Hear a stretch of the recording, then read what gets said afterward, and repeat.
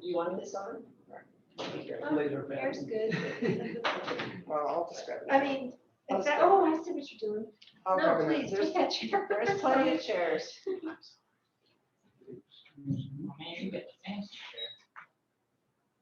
you want to navigate down? Sure. Okay.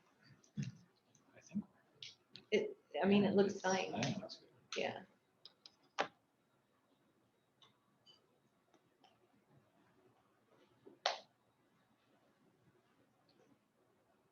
I'll hit the lights once we get the screen. Yeah. Brooks, would you like some input on command for the different restaurants? Oh, yeah. Definitely.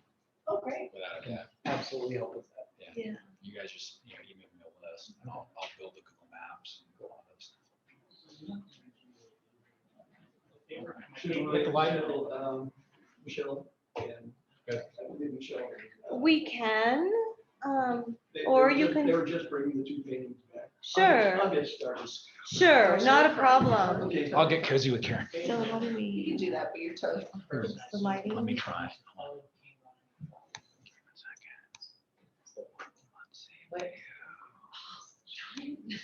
We ran out because I couldn't tell.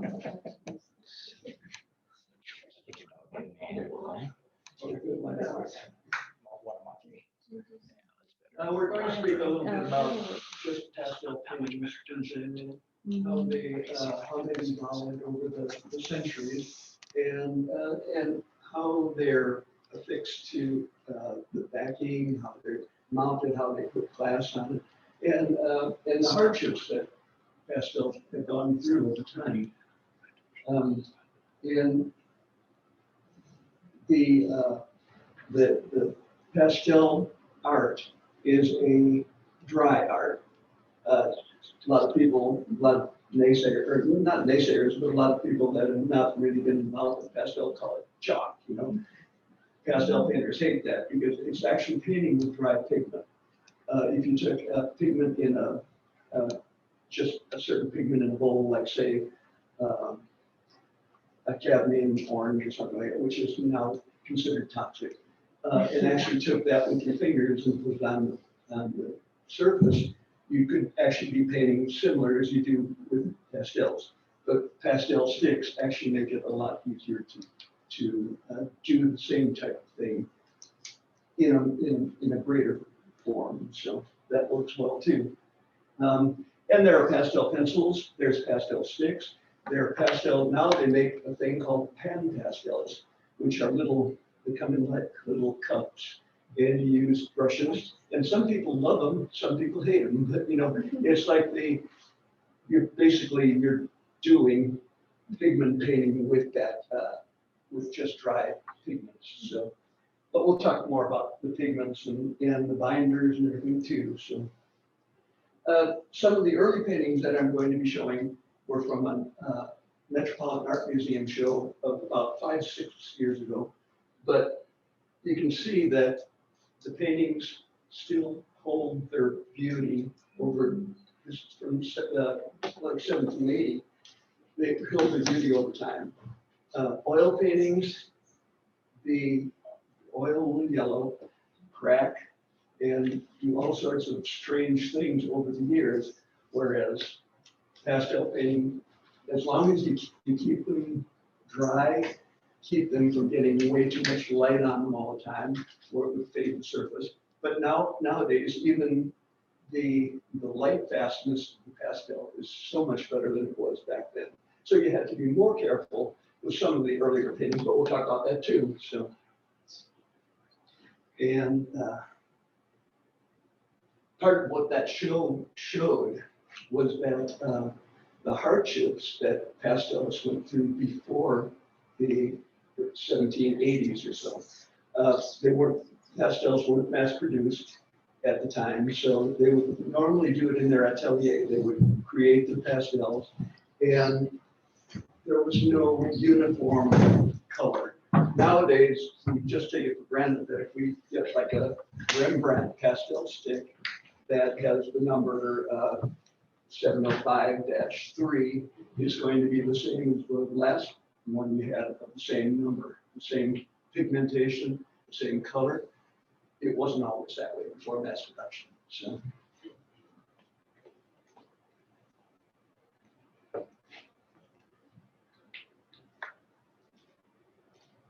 prior to 1780, when the Giraud company was founded, the Giraud company in France, it was, I think it was De La Tour named then, but now it's the Giraud company.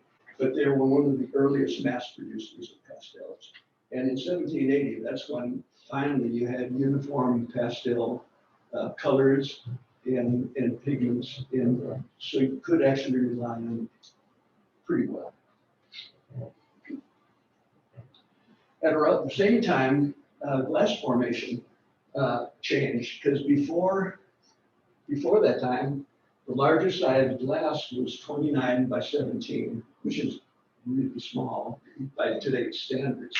But the French, it's called the French Royal Glass Works, they've created a new process that allowed the clear glass, plate glass, measuring up to 60 by 40 inches. So this now would allow pastelists, pastel artists and portraitists to create larger paintings that would be in the same type of family as oil paintings. Because pastels and oils have always kind of competed with each other, because they're the same type of art. They're opaque art, and if you view something like that, you couldn't tell whether it's an oil or a pastel. Watercolor is a different type of medium. Watercolor is a more transparent medium, where you're actually using the white of the paper for most of the coloring. You're actually doing sort of a subtractive process by taking what's part of the white to make the color on the page, whereas this is opaque. You're covering over the canvas or the paper surface. So this particular painting was 39 3/8 by 31.5. So this was like one of the earliest ones, and you could actually make a large one. So, but even that's not too large by today's standards. And I just wanted to show some of the detail with the pastel like that. Oftentimes a person will say to me, well, how do you get that fineness with a stick, a pastel stick, you know? But there are many techniques. Brian Cobble out of Albuquerque, who does some gorgeous, realistic landscapes. My purse is heating up. All right, you take it easy. Hope it'll be okay. Kaboom. Yeah, right. Pour some water on it, quick. Brian Cobble actually sharpens his pastel sticks. He actually takes a razor blade and actually brings things to a point, so he can make things like that. On the work that I've done, for the very fine work, I've used pastel pencils. The pastel pencils are basically pastel in a pencil form, so you can actually do a lot of fine work that way. But there have been times that the pastel pencil just doesn't have the brilliance of an actual pastel stick, so you have to actually sharpen the pastel. And actually, I've done some work with like neon lights, and the pastel stick just didn't bring it out like a regular pastel, sharpened pastel, regular stick did. So, but yeah, some of this is just gorgeous, and we'll go through some more of these a little bit later too.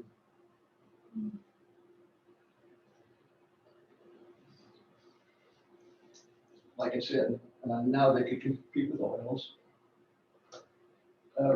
It also requires no drying, no color shifts, as we talked, no varnish or offensive fumes, and required fewer sittings, because you didn't have to wait for the previous surface to dry before you could go on with the next surface.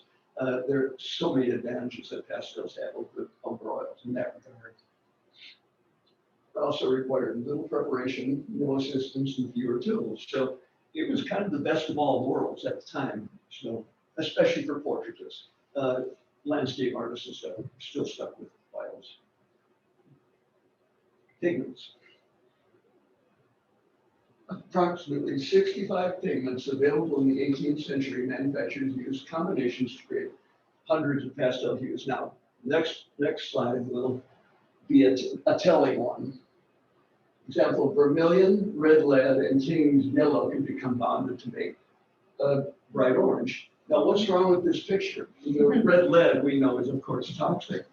Vermilion's been used for years in East Indian reds. I don't think there's toxicity in that. But King's Yellow contains arsenic. Oh, that's what So I like. now, when you're talking about an oil painter, I mean, they've exhumed skeletons of oil painters from the Renaissance time and found lead in their bones, you know. I mean, it just is. But now there you're using, even though you're in contact with the paint, you're using a brush to do it. With pastels, you're direct contact with the sticks. I can imagine. Plus, as we talk a little bit later, the light fastness of the early colors just didn't. That's why you have to be very careful with preserving older, 2-century-old pastels to make sure that you're not fading it like later you don't have to worry as much. What makes the pastel medium so special? And it's, as I said, a dry art. So you're actually painting on the surface with dry pigment. Now, if you look at a pastel painting under a photo microscope, you can see that there's little facets to the pastel. It actually reflects light in different ways, almost like you had diamonds or little jewels. Some blending, I do a lot of blending in my paintings, and sometimes when you blend, it kind of breaks down that facet part of it. But when you also go into the later part of your painting and add some more pastel, it brings it back again. But it's a gorgeous art form for that. Whereas watercolor and oil, they're suspended in a substance. Like watercolor, it dries, but it's still a gum there. Whereas oil, you're literally suspending it in the oil itself. So it's not a reflective property. You're usually getting the shine of the oil. So it's a great art form, actually. Binders. They just use, on quality pastels, they use just enough binder to make it a dough. Okay, so it's sort of like a clay once they mix this up. And then they'll make the sticks with either a mold or hand ruling. And by hand ruling, it always brings me back to the Gary Larson Far Side, where God was making steaks with clay. And said, boy, these are a cinch. but that's Jack Richardson has a whole line of hand rolled pastels, and they look awkward because they're not perfectly machine molded, but it's just the way it is. If you go through like Terry Ludwig in Colorado had a wonderful pastel line. And if you go through there, it's kind of like going through a bakery. They've got the mixers and they're mixing the pastel dough. They have a formula.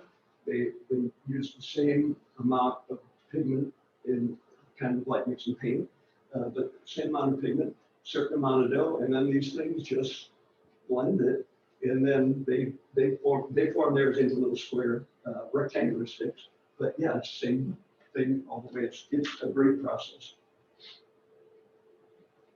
So the binders are for preserving? Is that the point? The binders will hold it together to make a stick out of it.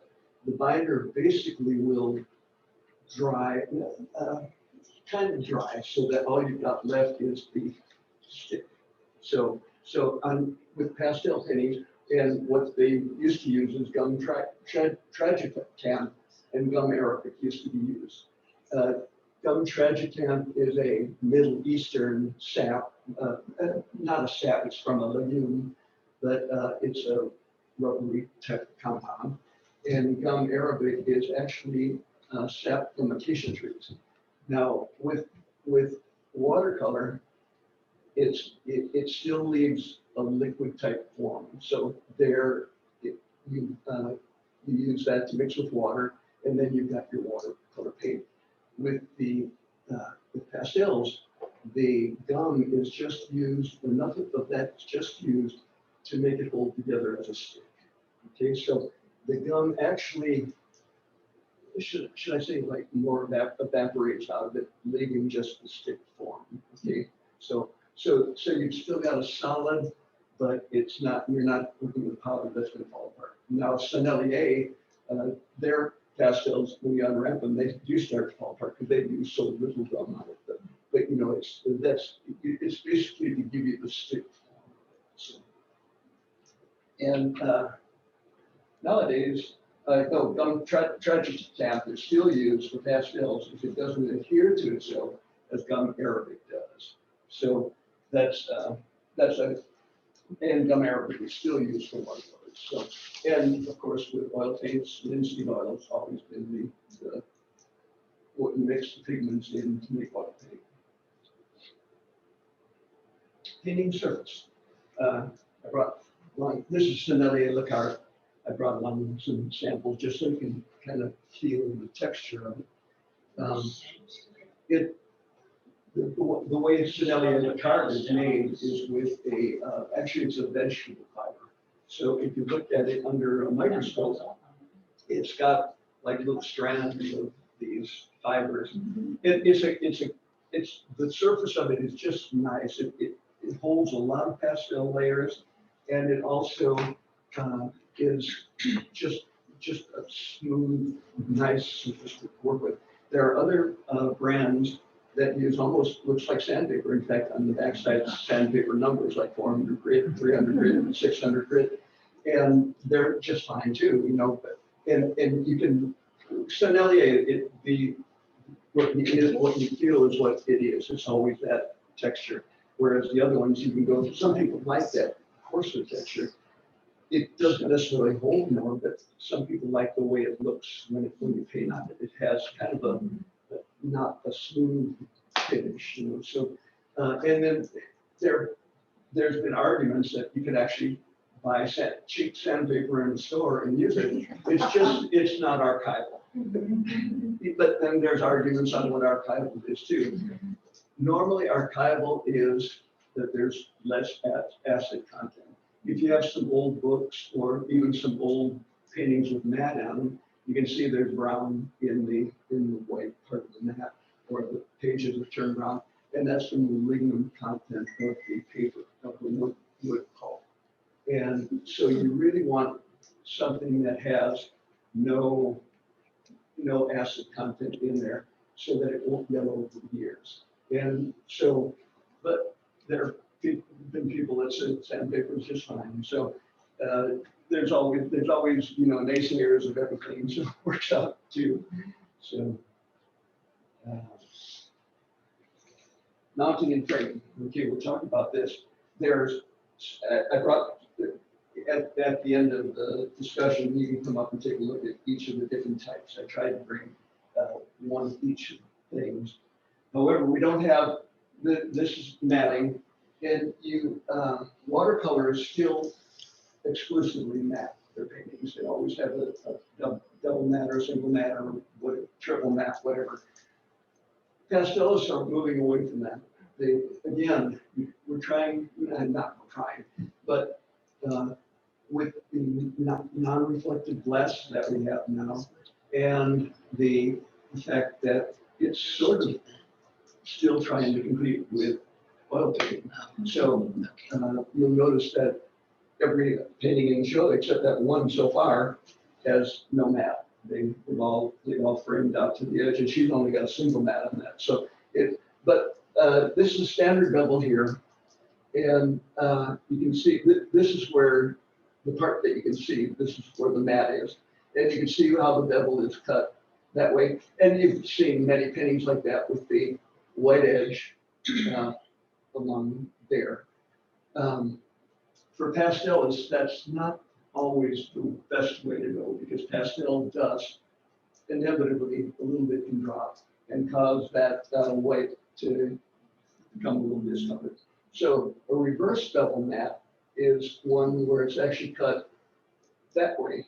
So if it drops, and then some people will put a spacer in between the matte and the painting so that there's plenty of room for pastel to drop and not cause a problem with that. So this is why in art class, when they made me use a single piece of paper for watercolor, it didn't work. Right, sure. After going on about Claude Monet to my second grade self, 2 hours. Now, this is the way several artists and the way I frame mine. And what you have is you've got your backing, which I use a foam core, SF3 foam core now.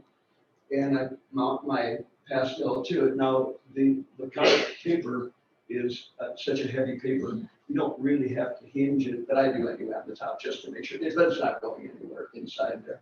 But I mount my painting right there, and then there are these little, you can get different size spaces. Mine are about 1/8 of an inch tall. And they have an adhesive that I stick all the way around the perimeter of the glass. And then I lay the glass with its spacer on the painting, and then tape around here. Now, you want to use an acid-free tape, but I found that normal Scotch magic tape works just fine. It doesn't, it lasts, it doesn't yellow. And I actually bought the 1 inch thick, 1 inch wide one, and it goes right around the edge. It works perfectly.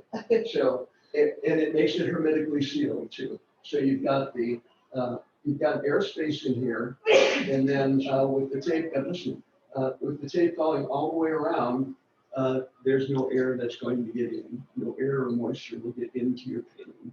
I mean, within limits, even if you drop it in water a little bit. But, it's like generally just the moisture of the room is guarded from that. And that's the preferred way of mounting to all the way to the frame. Now this way is you've got the mount, you've got your backing board here, and you've got your painting there, and the glass is right up against the painting, and then tape around the edge. Sarah Blumenschein, that's the way she does it, and that's the way several artists have done it or are beginning to do it. The person that actually made the images that I'm showing here frowns on this type of work because he says if you bring it into a humid climate, you might end up with mildew in between the painting and glass. But then I've heard artists that say they never had a problem. Sarah's never had a problem. So, I just like the traditional way with the spacer in between. And when you come up and look at them, you can't really see too much difference between the one with the spacer and the one that doesn't have the spacer. People that don't use a spacer say that they're happy that that's right against the glass, so you can really see the painting so well. So I think this is called a French framing or something like that. So, glass. There's regular glass, reflective glass that we've used plate glass for years. And in more recent years, there's museum glass.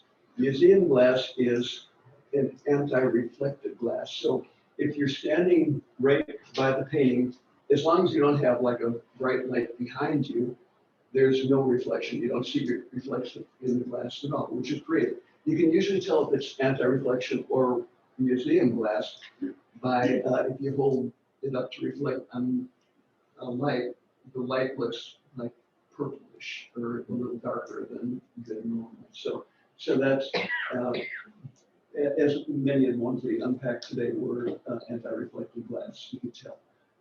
And again, this has made it more like a pastel painting that looks more like a wet painting. And oftentimes we'll walk up to to take our painting home after it's been exhibited for a while, and you'll see little fingerprints because people didn't know it was glass. Oh, interesting. I mean, fortunately, it was white right off. But and the difference between museum glass and AR is anti-reflective. And anti-reflective glass doesn't have quite the same UV protection as museum glass. It has UV protection, but not quite as much. The museum glass is almost twice as expensive, and you have to mount that glass a certain way. On the edge, it'll tell you this side toward the painting. It has to be done. Whereas AR glass isn't, just either way. and they both look the same as far as anti-reflection go, but again, a little bit of UV protection. So, and the plate, regular plate glass actually has a little bit of UV protection by itself too. So, but yeah, again, that's evolved over the years too. So it's great that we do have the AR glass now. Paintings in pastel. I just wanted to show some of those early paintings just to show the brilliance of the colors and just what you can do to make pastel paintings glow. We just run through a few. So I have a quick question. Sure. Tell me, what was the hardest color to produce? Back in the day. I'm assuming it was purple, but There have been, that might be, but again, you can combine the reds and the blues and get various amounts of purple. It would be, there've always been a lot of reds over the years. There's the indigo, what they used early on were like ultramarine, those type of brown pigments to get good blues, and if you could combine that. Like with whites, there have been like lead whites and ivory black, and ivory black is sometimes used to be made out of burned bone. So, I mean, there have been so many different things that have been used over the years for pigments, and again, they've really, really come a long way. I think my favorite is mummy brown. I'm sure you're familiar with that Oh, one. yeah. They used to, the British used to have a fascination with mummies, and they grind up old mummies for using this pigment. I'm not even kidding. Well, isn't burnt sienna from Sienna, like the actual earth from Sienna? Yeah, right. And burnt umbers from Umbra? Sure, right, yeah. All the earth tones are still, and I think probably the earth tones have always been the safest because it's now. Can you use pastel over oil effectively to give it a different sheen? You can, as long as you've got, as long as your oil is not a really shiny. You always need a bit of a tooth. So if you're going to use it over acrylics, people have used it over acrylics. In fact, laid in a painting with acrylics and maybe even watered down acrylics and painted over that. But you might want to rough up the texture a little bit. Or if you use a lot of texture, you can. Right. You can either rub it up with like a sanding type thing, Okay. or people will put like a pumice with a gesso pumice in it, and just paint it over. They give that the rough texture, and you can go over. There have been people that have painted over photograph, that you can get ones where it's already printed, but again, you need a rough. But pastel works best if there's layers of something for it to hold that. Thank you. Rosalba Carrera was a grand artist. She did so many beautiful paintings in her time. This is another one of hers. And showed a little bit of the detailing of what she did with and flesh and the velvet and the lace.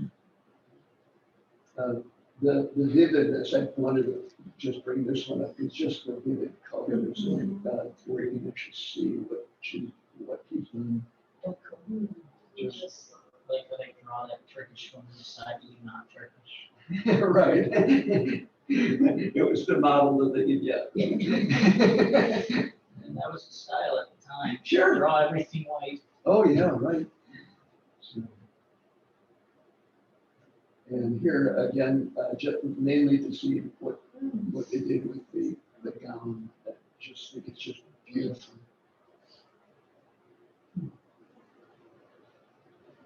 I don't know, was that something at the time too from hand or I had about it like. It was, people were experimenting with all sorts of crazy things now that the world was really opening up. They just started sticking the most random things on their heads. I'm sure there's mercury in there or something. But the detail of the screws on the guitar, just gorgeous. And hands, I mean, hands are one of the hardest things to paint. And it's like that. When they used to say the term an arm and a leg came from if you had a painting, if you had just the face or if the arm was hidden, it cost a certain amount. But if you wanted to have it, they charge. It's gonna cost an arm and a leg. That's, It's crazy enough. But yeah, the hands here are just done so nicely. Again, the gods of the cloth on, just how detailed it is. And the flesh tones too, I mean, again, working with the pigments they had at the time, they did beautiful work. Would they have like buffed?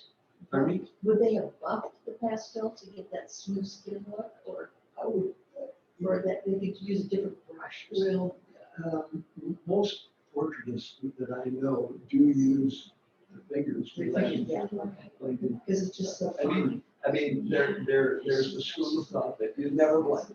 You know, everything you do is, you know, the only way you can get colors to come together is to do more colors next to each other until you finally get it. But blending works. You know, if you want a realistic shading and tone, it's the way to go.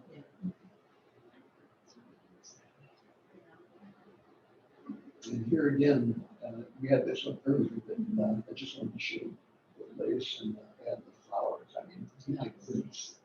And again, you're looking at 230-year-old paintings.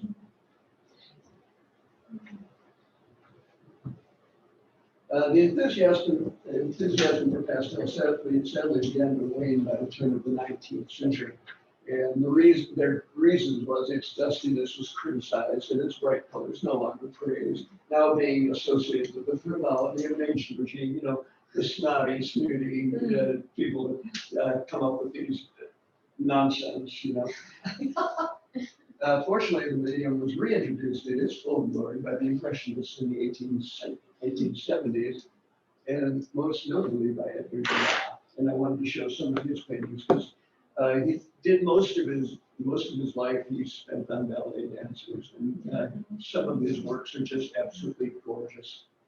So you can tell that his use of warm and cool colors together in all of the paintings I'm going to show you, he was a master at it. And the pastel style, the impressionistic style, it's like Doug Dawson in Colorado.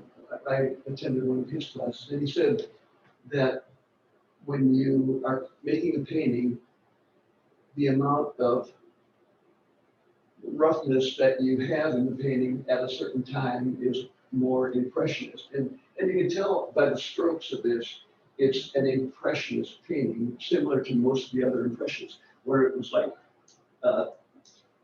partial strokes that didn't necessarily blend together. But the further you go into refining that is when you become more of a quote unquote realist painter or a representational painter. So if you were to take that and then smooth out some of the rough things like on the arm and stuff, you become closer to representational. But he was definitely in the impressionistic era and just gorgeous work. So again, the warm colors and the cool colors.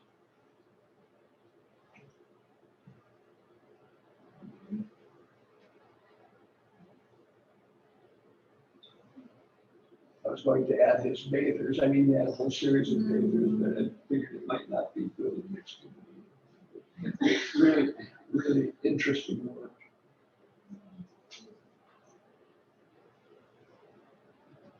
Preservation. First of all, we'll define a foot candle.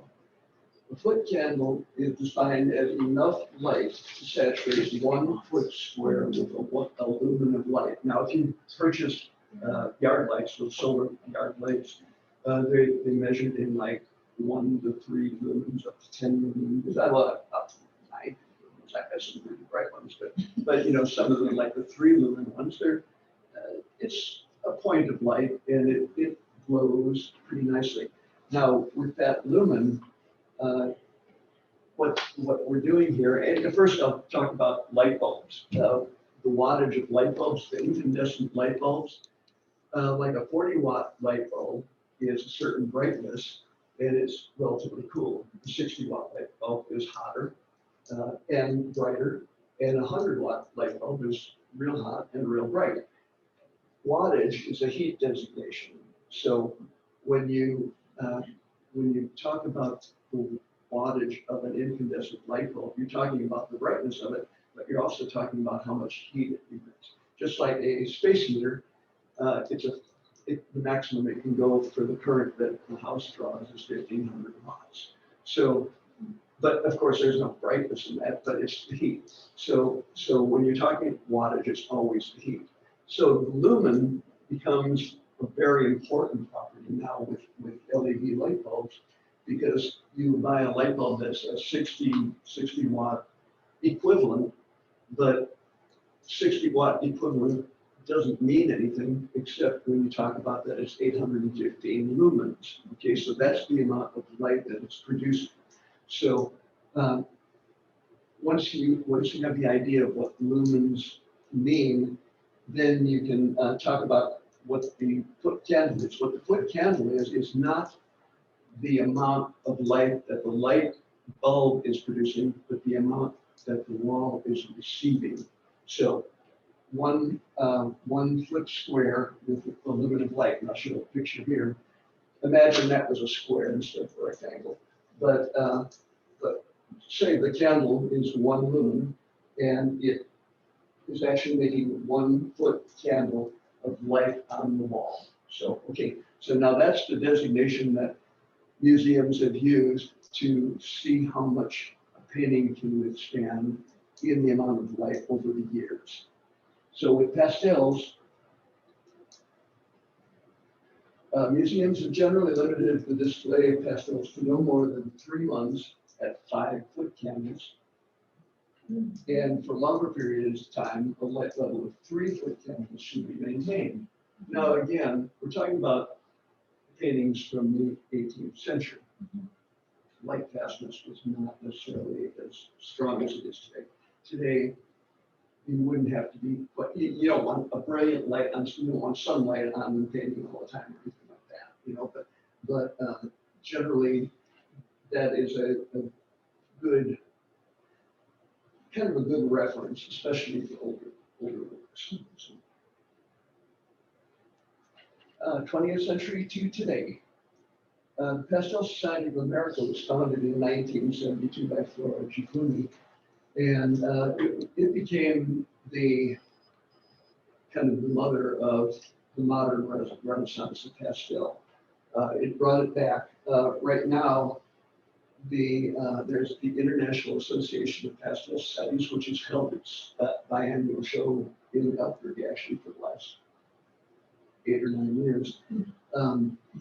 Is actually an umbrella society over all the societies in the world. There are so many pastel societies, there are hundreds of pastel societies now in the world, and that all kind of started from the Pastel Society in America. So we have her to thank for getting it going again. In 1989, there was a group of 12 pastelists in Albuquerque that decided they wanted to start a society. So early on in the game of the Renaissance of pastel, the Pastel Society in Mexico started, which is thankfully, you know, we were in the early days of it.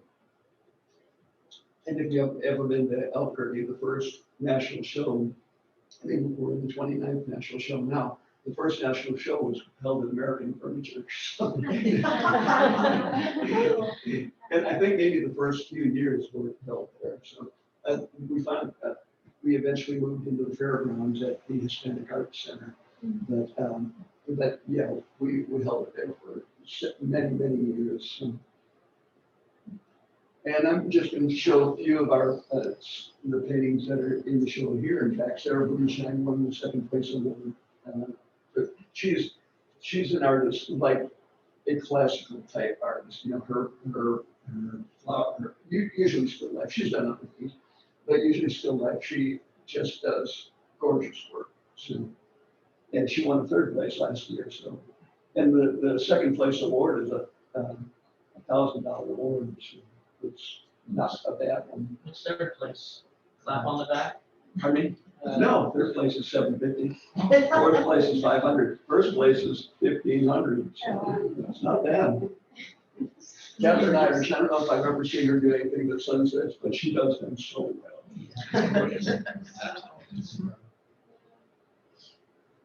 Paul Murray, he's actually one of my favorite landscape artists because he finds a way to bring the light out of any subject, you know? I mean, this is an unusual one. I mean, he's done some unusual stuff lately, which is great. I'm gonna show you some more of his paintings.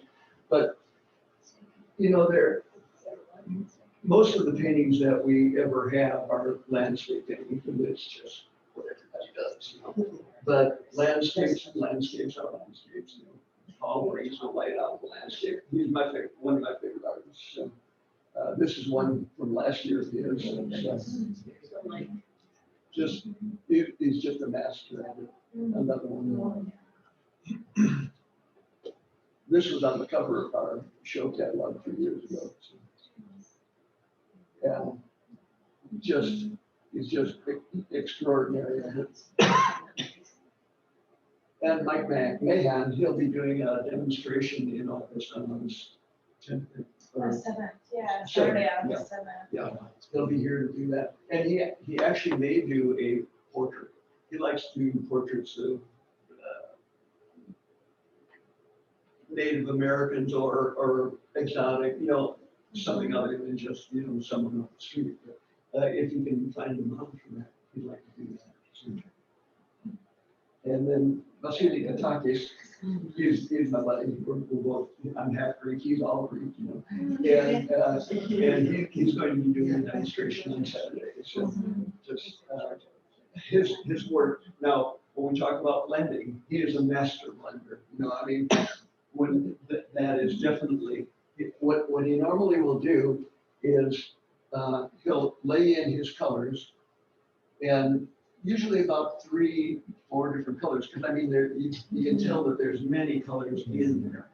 He'll lay those in, and then he'll just blend the depth out with his fingers. And he just, but his paintings come out so smoothly and just a dreamlike texture. But yeah, he'll be doing a demonstration next Saturday, so hopefully, or next Saturday, yeah. Yeah, Coming up yeah. real soon. Yeah. This Saturday, yeah. So, and he's a great guy. The other thing about Vasily is that he's Chicagoan like me, and he trained at the Art Institute, and he knows so much art history. You're just from watching him do a demonstration, he'll usually impart some historical knowledge to you. It's just wonderful. So I hope you all can be at his demonstration. And that's it. And thank you very much for your time. If you have any questions, So is the pastel sprayed before the application with glass directly on it?